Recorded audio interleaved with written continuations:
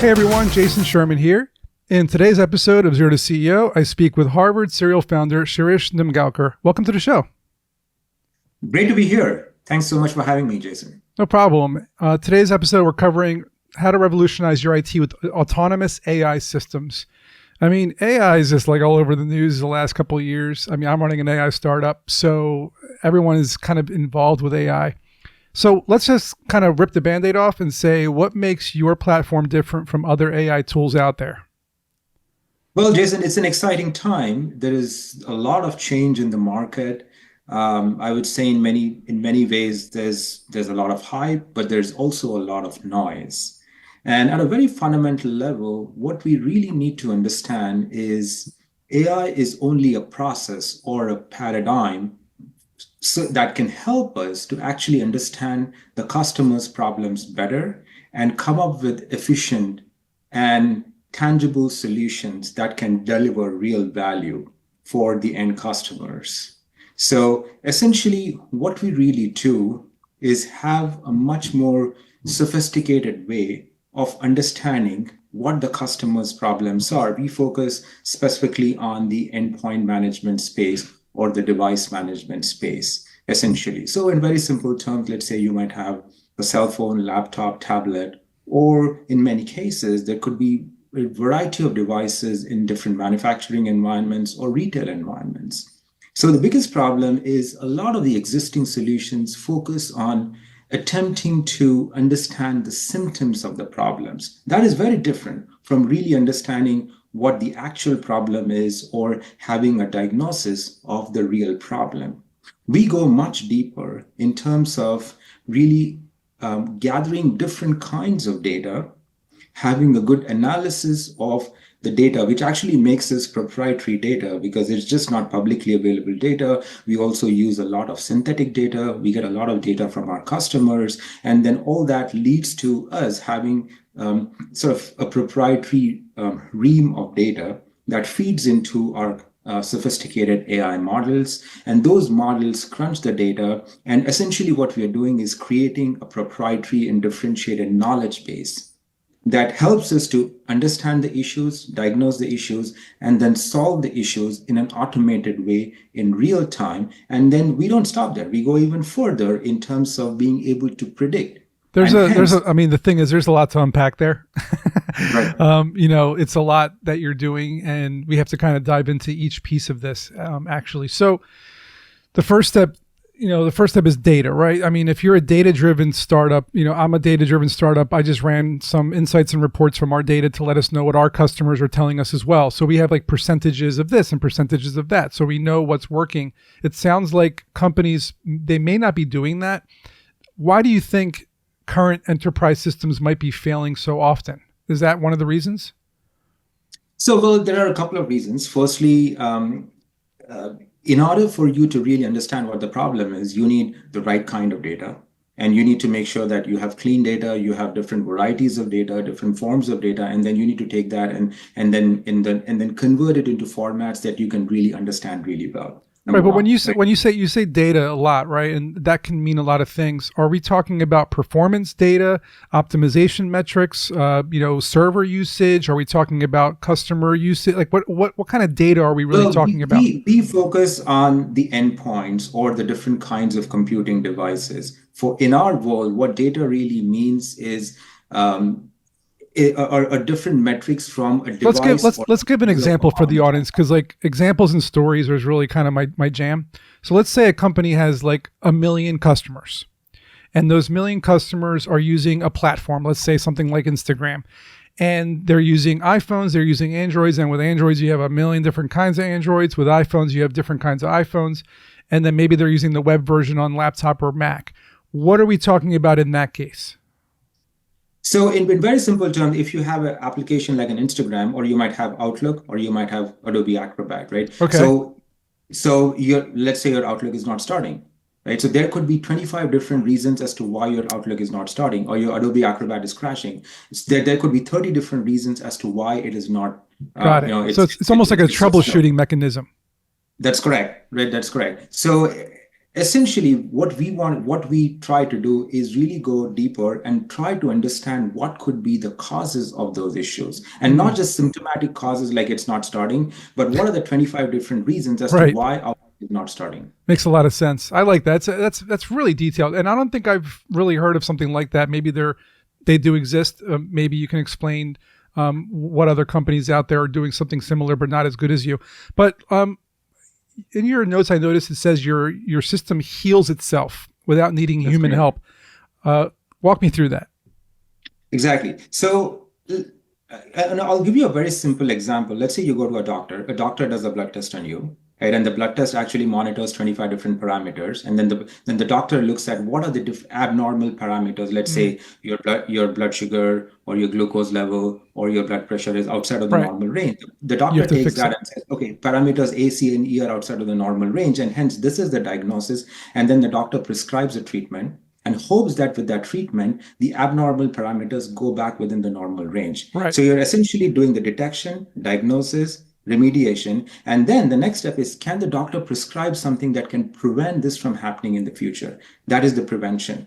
Essentially, what we do is exactly the same process. Hmm. We do it in an automated way for different kinds of computing devices, where we try to detect the problem, if just from the symptoms, and then we diagnose what might be the root cause of the problem. We automatically trigger a solution that fixes the problem, and then we predict what are the issues that can happen in the future and try to prevent those issues from happening. And Got it. hence, this whole automated process is what we call as an autonomous platform for end user computing Makes devices. a lot of sense now. And I know you guys are part of the AI, revolution, and but a lot of people may or may not know what agentic AI stands for, what it means in simple terms. Can you let my listeners know? Sure, absolutely. So, in very simple terms, an agentic AI platform is sort of a reasoning platform that engages with the end user and tries to better understand the problem by going back and forth with the end user and then coming up with solutions and figuring out if those solutions work or not. Yeah, Very simple terms, right? So, totally. so think about it as a sort of a smaller AI version of a human that is better trying to understand the problem and solve the problem in real time. It's also trained with the knowledge of all of the use cases, all of the problems, all the solutions. So it can usually kind of get to a certain place. There are certain examples that I've had in my own personal startup where I noticed it can't really outperform a human. And that comes with very specific troubleshooting and reasoning because a human might mean something and the AI might think it means something else. And a human would know that they mean something else. And that's where things get a little tricky. There's a little bit of creativity and nuance and kind of human brain power behind some answers. So what do you say about that? Is that going to improve over time? What's the current strategy to kind of overcome that? That's correct. We are in the early stages of AI evolution. And where the agentic AI is most helpful right now is in solving simple problems which require linear solutions. And over a period of time, we expect that as the underlying models get better, Mhm. it's going to start solving more complex problems. Humans do have creativity, which is far away for many of these AI systems. But I think as we move through the process of assisting, where some of the agentic AI can actually automate the processes and the solutions, that's where we are. But those are very simple processes. The next step is going to be, can you assist in complex processes? And finally, can you augment the humans in terms of doing their task better? So So I think let's talk over a about that period for a of second. time, I'm a futurist. People have seen me on TV for it. I love the future. What is your vision of what you believe the future of AI in the workplace will become in, say, 5 to 10 years? I think over the next 5 to 10 years, we expect a lot of the systems to have advanced self-healing capabilities where they can identify the problem, they can solve many of the reasonably complex problems, and they can actually help the humans in terms of cutting down this time to solve really complex problems. So essentially, autonomy is a process. right? We don't claim to be fully autonomous on day one, right? So what happens over a period of time, the percentage of autonomous solutions is going to increase, and it's going to move from simple tasks to mediumly complex tasks to really complex tasks. And the really complex tasks will always require human creativity, and that's where AI can help the humans in terms of cutting down on the time for monotonous tasks, and so that the humans can focus on really complex creative tasks. I want to plant a seed in the minds of the people watching or listening. Maybe I'm a little far off here, but I do think kind of futuristic wise. I come from a hardware background, software background, and a lot of the times when dealing with people on a computer, especially, or a phone, we can't see what they see and what their hands see, what their hands are doing. What button are they clicking? Where is their mouse moving to? What keys are they pushing? What did they do last on the screen to mess up whatever program they were using? Do you think that at some point workplaces, maybe even homes, will have AI robotics right there to actually take over the keyboard and mouse and the phone and pick it up and say, okay, Shirish, I see what you did wrong. You clicked this button when you should have clicked that button, or here's where you have to move to make this thing work. Do you think that we're going to lead in that direction where robots will actually take over some of these hands-on human tasks? That's a great question. And in fact, our vision actually incorporates that kind of an end state. The three pillars of AI for us are self-healing, prediction, and personalization. Essentially, what you're talking about is, can you have AI solutions be personalized based on the usage patterns of the end user? So in phase one, what we are doing is we are personalizing the computing resources based on what we understand about the end user. I think what you're referring to is the next phase, where we can actually advise the end user on what they should be engaging in based on what they have done in the past, so that they have a more productive workplace. That is going to be a consequence that we will see within the next couple of years for sure. I'm looking forward to it. So let's say a business is not using this type of system, any kind of troubleshooting system or automated system. How can they save time and money using your technology or technology like it? So the biggest pain points for any large company are the fact that they're spending a lot of money in terms of maintaining a lot of their endpoints and devices. Mm-hmm. So and if they're not able to solve it in real time, then there is cost associated with the delay. There is lack of productivity, and that has implications in terms of the overall cost to the business as such. What we essentially do is we automate the process of detection, diagnosis, remediation, and prevention. As we talked about, we also personalize the computing resources based on end user patterns. And essentially, the value is very, very compelling. It is cheaper, faster, and better. You cut down on the cost of human intervention.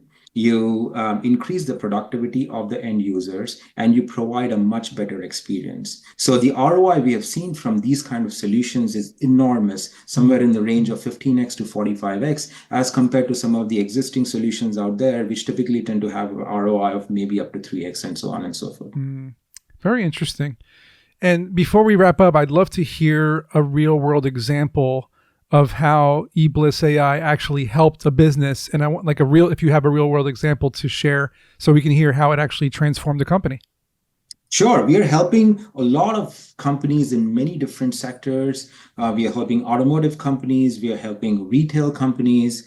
We are helping financial services companies. And in almost all the cases, the pain points, interestingly, are similar, which is they have enormous amounts of complexity within their computing environments. There's a lot of human intervention. It is reactive, it is slow, and it's not scalable. Essentially, with a platform like eBliss, which is an autonomous platform, a lot of these companies have been able to realize value in terms of lower cost, more scalability, faster response times, and overall intelligence that leads to greater end user customer satisfaction as well. Sounds like a no-brainer to me.